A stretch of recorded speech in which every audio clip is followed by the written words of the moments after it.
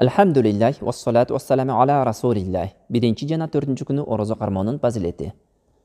Бұл күні Пайғамбар саллаллаху алейхи вассалам orozo кармаган жана өзүнүн үммөтүн orozo кармоого кызыктырган.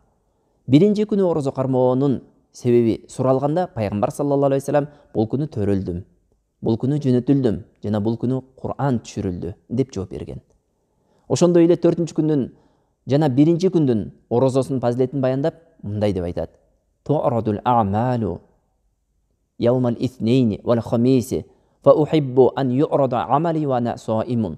Амалдар Аллах Тааламдын алдына биринчи жана 4-cü күнү көтөрүлөт. Мен ошол күнү амалым орозо бойдон көтөрүлүүсүн жакшы көрдүм дейт. Демек бир туугандар, биринчи жана 4-cü күнү орозо кармоого аракет кылалы. Бул күнү орозо кармаштык Пайгамбар саллаллаху алейхи вассаламдын сүннөтүнө ээрчиштик болуп эсептелет. Аллах ыраазы болсун.